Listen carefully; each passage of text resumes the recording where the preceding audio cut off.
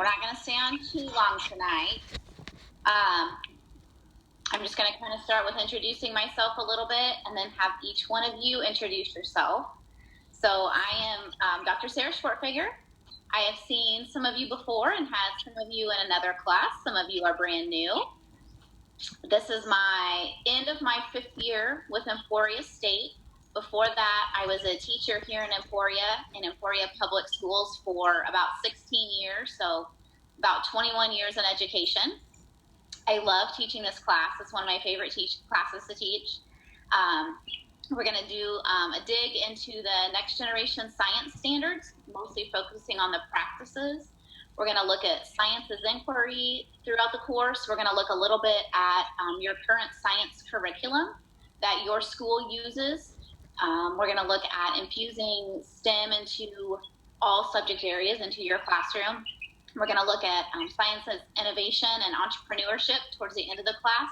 Have you stretch your mind just a little bit about teaching science in your class, and then you'll complete a kind of a follow-up assignment. Some of you have already completed it, the Where Are We Now?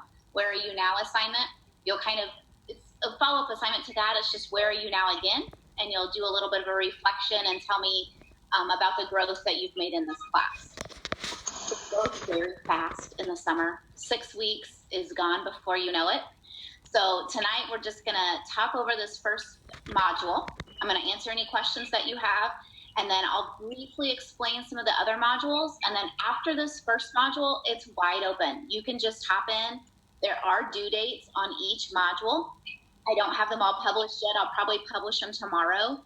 But as soon as you're finished with the first module, it's up to you. You can finish them all in the next few weeks. You can wait and do them as the due dates come along. If you know you're going to be gone and you want to work ahead, that's totally fine. So I'm just going to have each of you introduce yourself. Just tell us your name, where you're located, what you teach, and what you really hope to learn this semester from this class.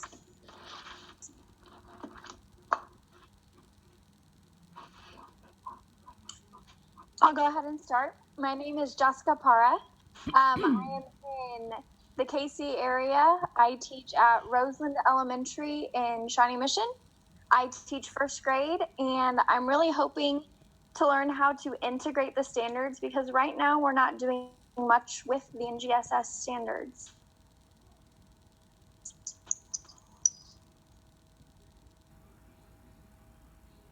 I can go. I'm Chelsea Posky. I live in Lawrence, but I teach in a small district north of there called McLeod. I teach 4th grade, and I really enjoy teaching science, so I'm looking to get more ideas, ways to further what I'm doing with my science curriculum and things like that this course. Okay, I can go next. I am Brittany Jacobson, and I live in Olathe, and I work in the Olathe School District. This is my 2nd year as a kindergarten teacher. And just kind of what I hope to get out of this class is, like they both said before, I want to learn new techniques and new ways to keep my kindergartners engaged and loving science. I know that's one of their favorite subjects to learn, so I'm interested to see what you guys have to help me out and see what we can do.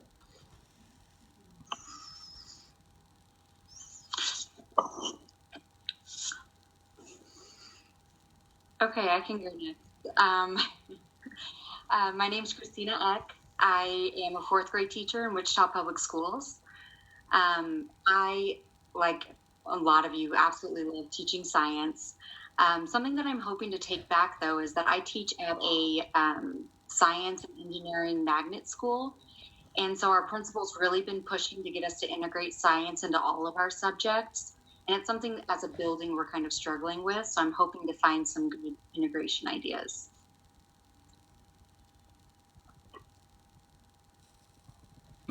Well, I'm Monica Brown, and I live in Gardner, Kansas, so I'm close to a few of you.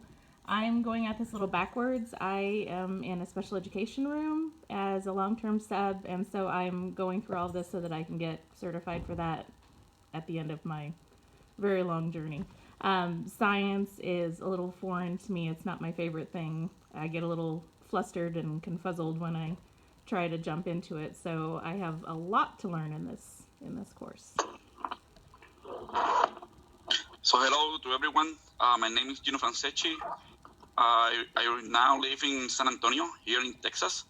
I teach 5th grade science, and I hope from this course, this is actually my first class. So I hope how to integrate the standard to my classes. Hi, I'm Dina Luke, and I live here in Topeka, Kansas. Right now I'm in a classroom, and I am watching some 7th graders in a science classroom. So I'm kind of like background support, and I'm enjoying it a lot. Science is actually my weakest point subject, so I intend to pick up a lot of pointers, and to learn as much as I can. Hi, I'm Ethan Olson. I'm from St. Joseph, Missouri. I don't currently teach. I have subs in the past, though. What I really look forward to learning this year is this will be my first science education class, so just how to teach science rather than teach the sub in the classroom.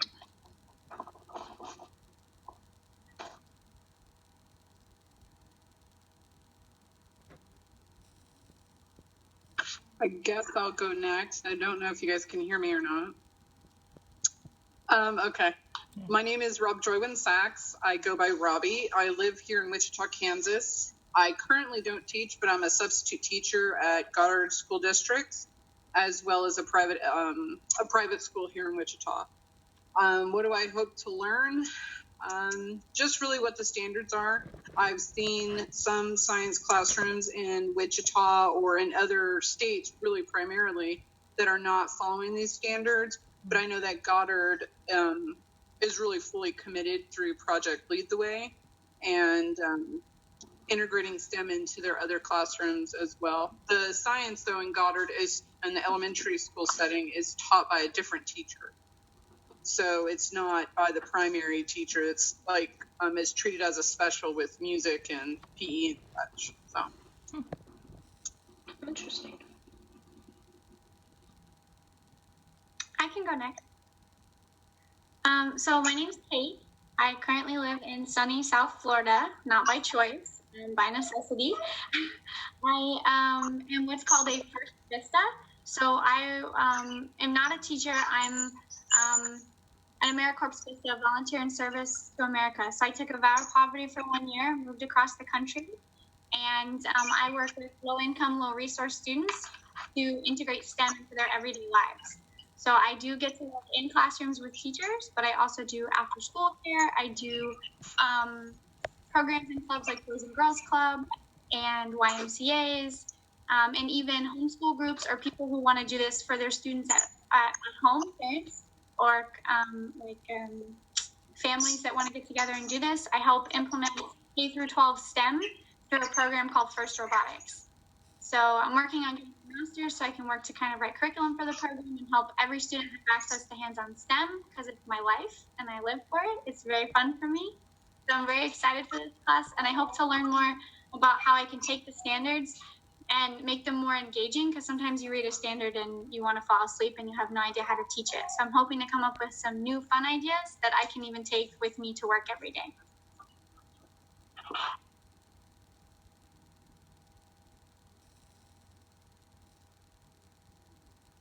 I was muted, sorry. I think that's everyone. Thank you. I'm going to give you a super brief introduction to Zoom, because I think some of you, this is your first Zoom meeting. So just kind of follow along with me on your screen. If you mouse over your screen, if you go to the top right-hand corner, there's a toggle button. It'll either say speaker view or gallery view. If you click on that, it'll toggle you back and forth. I like to use the gallery view because then I'm always talking, so I'm not the big person on the screen. But you can go back and forth, so you can do either one of those views. You can make it full screen right up there in the top corner, or you can make it partial screen. If you go down along the bottom, There's a mute button on the bottom left-hand side. So when you're not talking on Zoom, typically it's kind of good etiquette to mute yourself because of all the background noise. If you're like me, I have 2 teenagers running around and a husband somewhere and a couple of dogs. So sometimes it's nice to just mute that background. If you need to shut off your video for any reason, you can do that right next to that. You can see how many participants are down there. You can share your screen. So what you can do is you can click on that share sheet, which is a green share sheet button. When you click on that, it pops up all the screens that you have currently open on your computer. You pick one and then it shares it with everyone that's on the Zoom meeting. So that's a really neat feature, and you'll be using that the next time we meet when you do your presentations. There's a chat feature, which you can click on that and you can pop up and you can chat with people. Then at the bottom, if you click on that chat, when it pops up, there's a little drop-down menu where you can chat with everyone, or you can chat individually with one person or a small group of people. But just keep in mind that the default is everyone. So if you're chatting with one person individually, sometimes it'll default back to everyone. So whatever you send, everybody gets to see, which is I've learned by experience. So just saying. Then there's something called breakout rooms that I can see on my side, and we may go to breakout rooms and I can put you in a little bit smaller groups and you can talk a little bit more so it's not in such a big group like this. So I'm really excited for this semester. We're going to talk just a little bit about your first assignment, well, kind of your second assignment. So I'm going to go ahead and share my screen. And if at any point my internet starts getting wonky, if someone will just put that in the chat for me or unmute and let me know so I'm not just rambling on and I'm frozen or something. So this is your first big assignment. All of my assignments on Canvas are really set up through modules. So when you go in, if you'll always click on modules, that will bring up this page. This first module has your syllabus and then Zoom meetings for the summer and just a very overall brief schedule of the summer. Here's your first 2 assignments. You have the Where Are You Now assignment that's due tomorrow. And then you don't have to do anything for the Zoom meeting. I will enter in your points for that tonight. Then you'll see this is the next assignment. On the top of every module, I have a read this first page. And when you click on that, it takes you to the directions for the entire module. My modules are all set up. This first module has some firm due dates to it. The rest of the modules either will say it's a suggested due date to keep you on track, or it'll say when it's due. When it's pulled up, when it says it on there as a due date, then that's kind of the firm due date, or it'll say a suggested due date to kind of help you break the project up for yourself. So this first one has 3 parts to it. The first one you're going to do is read this free PDF book. It's just a book that you can download from National Academies Press so that you don't have to pay for it. It's a pretty good book. So I might as well use those free resources that we have out there. Then you're going to participate in a discussion board. With your small group, you're going to prepare a 5-minute presentation on some science practices. You are going to then present that presentation when we get together the next time for our Zoom meeting. And then actually what you're going to be graded on then is a summary paper, kind of a summary reflection paper over all of this unit. So it really breaks it down for you. It talks about the discussion board. You can just share thoughts about the engineering and science practices as you work together. Individually post any questions you have or thoughts you have. You're going to prepare a 5-minute presentation in your small group. And some of you maybe have seen that or not. I'll show you who's in your group in just a minute. You are really just doing some research and presenting on a couple of the science practices. So just like the math standards, where they have the standards of mathematical practice, it's the how you should teach, not the what you should teach of math. Science, the next generation science standards, has the same thing. So these practices are the how that you should teach science, not the what you should teach. The whole standards are full of what you should teach. This is really a framework to look about as how you should teach it. And then the last part of it is using all the information from the discussion board, from your reading, from the presentations that you will see. You're going to write a 2 to 3 page reflection paper about these science practices. And so some of the questions you can include there are, what did you learn about the practices? How are you going to begin to incorporate this in your classroom? What are students doing? Not necessarily what are you going to be doing. So kind of both, you and the students. What do you still need in your classroom to be able to use these practices, and then anything else you'd like to include about it? So I'll just tell you up front, some of the things with my classes are a lot of these assignments are a little bit open-ended. It's not going to tell you, first do this, and you're going to have these 17 things that you have to include, and then do this, and I'm not going to go through with a fine-tooth comb and nitpick and take away one teeny point for here and one teeny point for here. For me, the overarching goal for this class is for you to start here and move here, wherever that is. So many of you are going to be starting at different points, and that's okay. You're going to end at different points by the end of this class, and that's what I hope happens. If we all go at the exact same pace, that means I'm not going to be hitting the needs of every student in this class. So really, it's okay for me as long as you're showing learning and showing growth. That's what I'm there for. Another big thing that I really focus on for my classes is I want it to be meaningful to you. Almost every single assignment, besides this first one, almost every single assignment you will create is something that you could hopefully turn around within the next week or next year and use in your classroom. My goal is for you, maybe have the first couple months of science planned when you start in August, or you've at least got some lessons in your toolkit if you're not teaching right now that you could use when you walk into that classroom when you need to start teaching some science stuff. If you have any questions, I'm happy to help, but probably what I won't do, like if you say, okay, tell me exactly how many pages, or how many, do you want 750 words or 800 words? I don't care. I know you guys have all made it this far, and you can add as much BS to a paper as you need to make it 800 words. I don't need to read that. I just really want to see your reflection and your learning. So again, you'll read this first. It kind of tells you what chapter 2 in there is the important chapter to read. So once you do that, then you can go ahead and work through these next 3 tasks in this unit. So in order to find who is in your group, you will just go back to modules. And then everything that you need to complete this assignment is all in this module.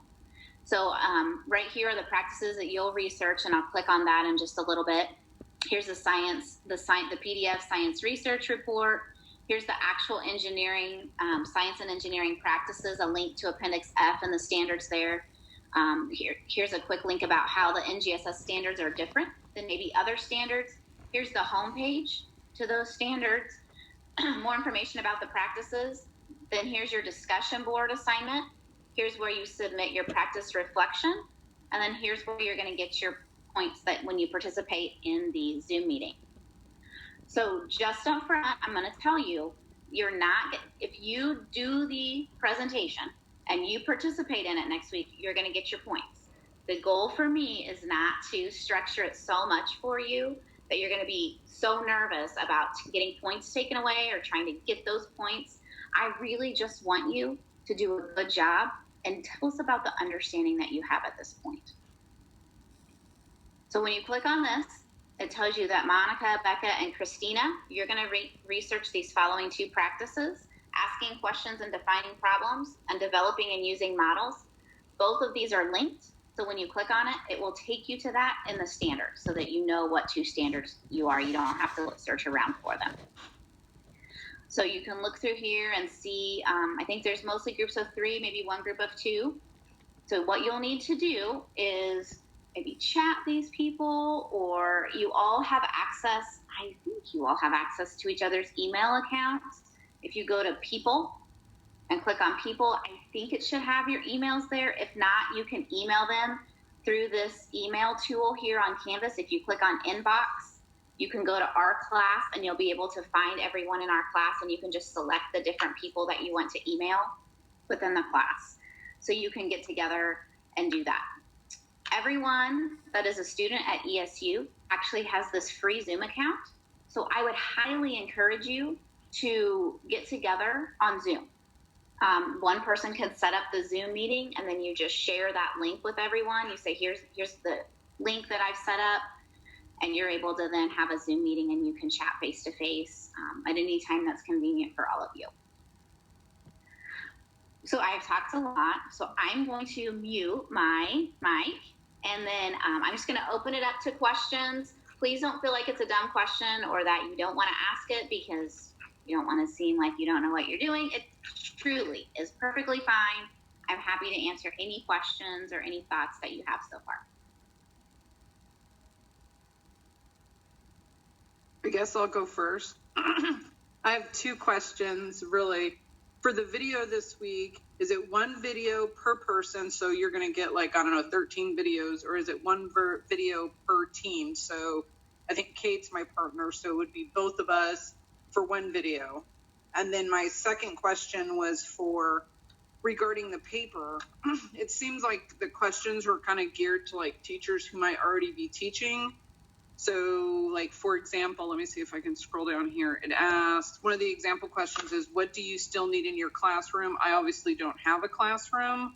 Or what will students be doing in your classroom? I mean, obviously I can imagine and pretend, but I'm not 100% clear as far as like what my school district would be lacking in those departments. So those are my two questions that I just wanted to touch base on. Sure. So the video is one per group. So I want you to work together and do one per group. You can do it a couple of ways. So when we get together, hold on, let me click on this next thing and see what I've got here. Our next Zoom meeting is going to be on May 28th. It's a Tuesday again at 8 o'clock. So when we meet for that Zoom meeting, you've got a couple of options. You can get together with your group and you can create a video beforehand and have it all ready to go, and all you do is play your video. You can share your screen and play your presentation. Like if you want to make an iMovie, or if you want to make a Prezi, or you want to make a PowerPoint with audio, that's not quite as fun when we're doing it live, but something that would just run, that's totally fine. If you want to just prepare your presentation and have someone share a document and the 2 or 3 of you talk through the document right there, that's perfectly fine too. Either way is fine with me. You're not submitting anything to me necessarily for this one. You're just sharing it at the next Zoom meeting. Does that make sense? Does that answer your question? Okay. And so the next question that you asked was about if you don't have a classroom. All of the assignments are going to have those questions to say, think about the kids in your classroom, or think about that. If you're not currently in a classroom, which happens in every semester that I have, I want you just to pick a classroom, maybe a grade level that you really want to teach, a grade level you're familiar with, one of the classrooms you've subbed in or been in. Just pick one and talk about that. Especially like when it says, what would you need in your classroom? You can think about, okay, the district I'm in, maybe it's a really affluent area and you have all the resources available to you and you're good to go. Maybe it's in a school that doesn't have quite as many resources, or all of their resources have been put into reading and there's nothing for science. So just kind of describe that to me. You can even say, I don't have a classroom, but here's what I'm familiar with. Sometimes people will even think about, if they have kids, they'll think about their kids' school, because a lot of them have been in those elementary schools. So you're perfectly fine to do that also. Does that help? Okay. Awesome. What else?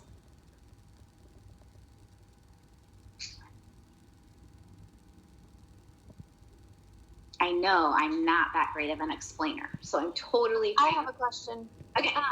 So on the presentation, we're just describing the practices and our understanding of the practices, or resources that go along with the practices, all of the above? Yep, all of the above.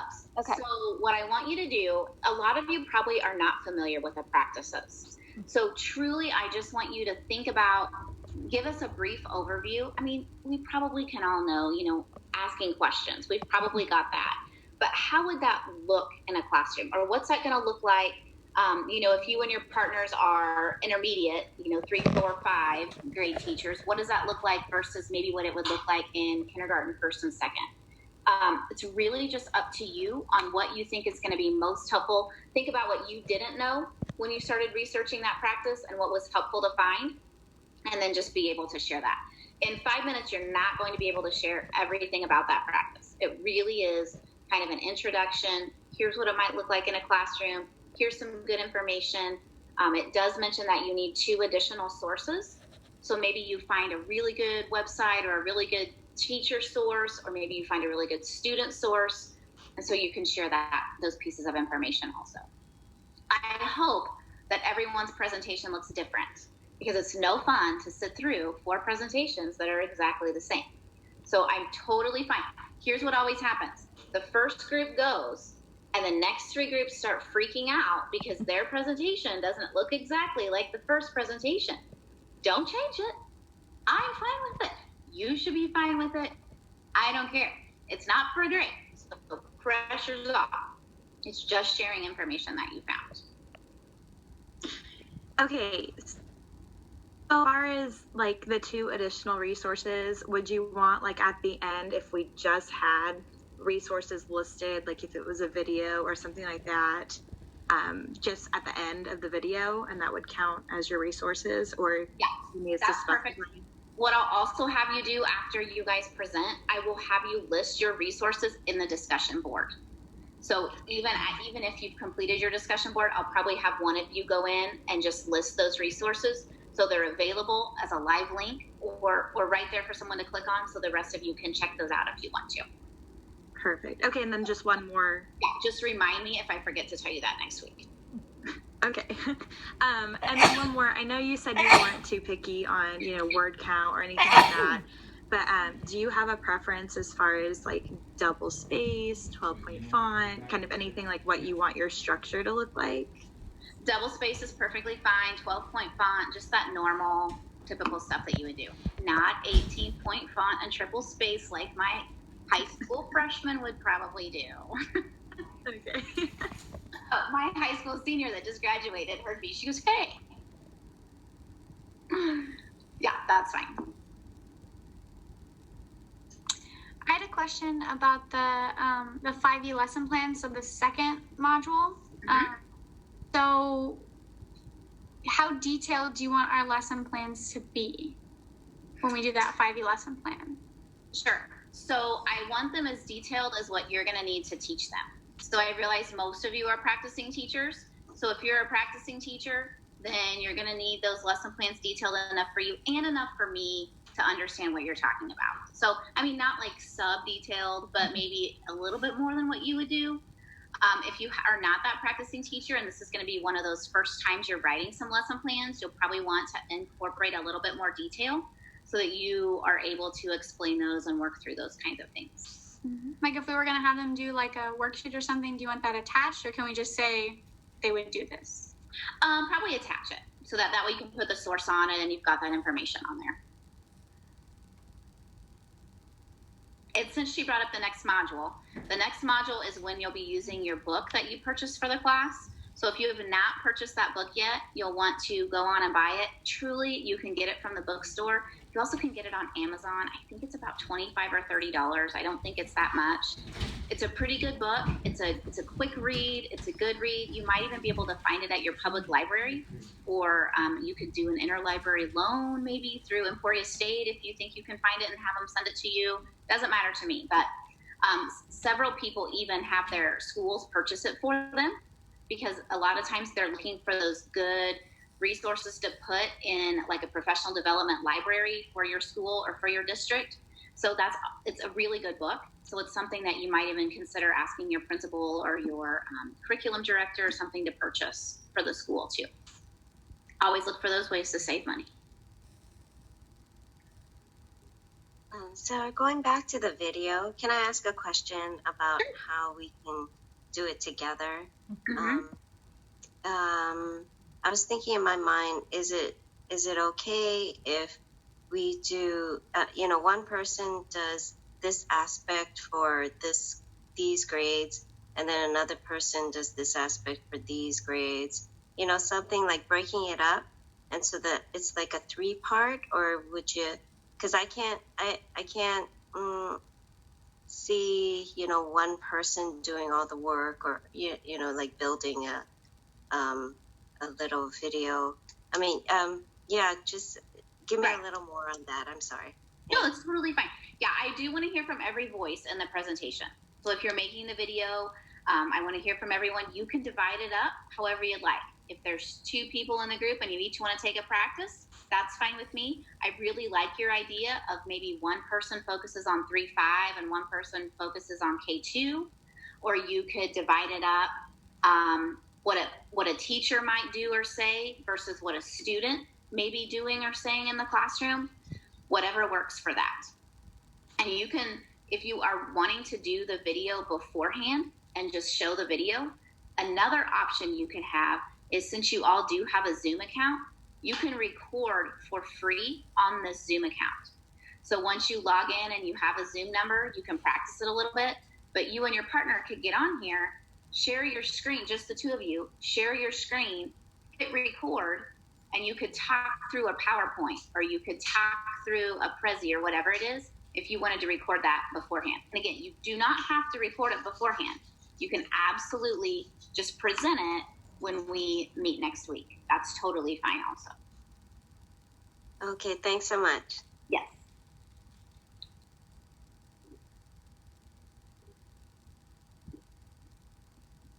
What else can I help you with?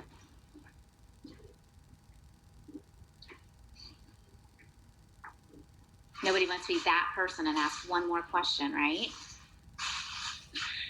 Okay.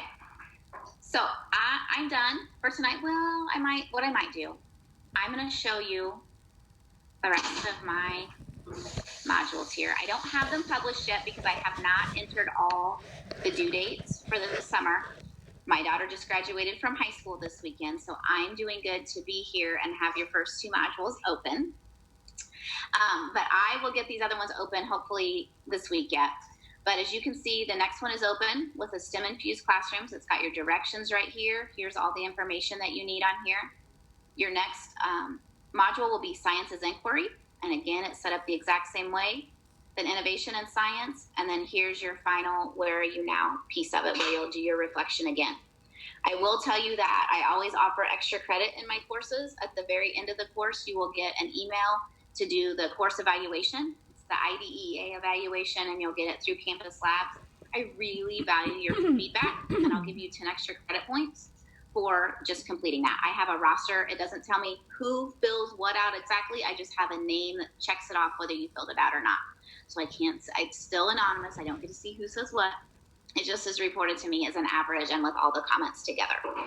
So I love to have your feedback, so just make a note of that and kind of think about that. I'll send you a reminder email when it gets closer to the end. This class does run from yesterday it started until the end of June, and I will have everything due on that last Friday of June. So that's when everything will be due in there. And I didn't take time to read through the syllabus to you tonight. You guys are all master students. You can read. But one quick thing, what you'll want to know about is my late work policy. You guys are all adults. You're not young college students, so you know how to handle your time. And I know life is craziness in the summer. So I do accept late work up until the last day of class. And my late work policy is, if it's late, it's a 25% dock off of your grade.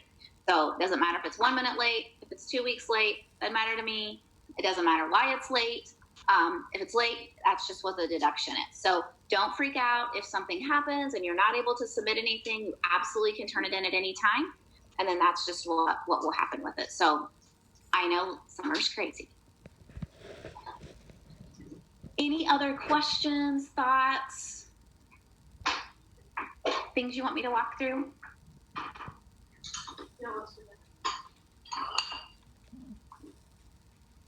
Okay, so our next meeting is next Tuesday, same time, same place. It'll be the same Zoom link. I'll send it to you again, but I think I've got it in the modules there for you to click on. And then we'll be listening to all of you instead of you listening to me talk the whole time. And you'll be having your presentations next week.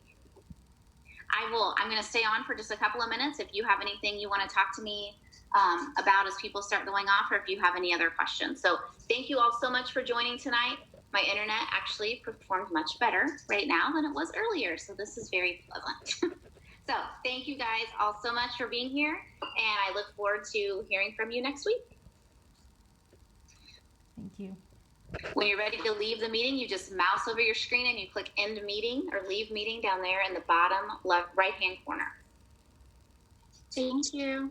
Yes, thank you. Thank you. Thanks. Have a good week. Thank you.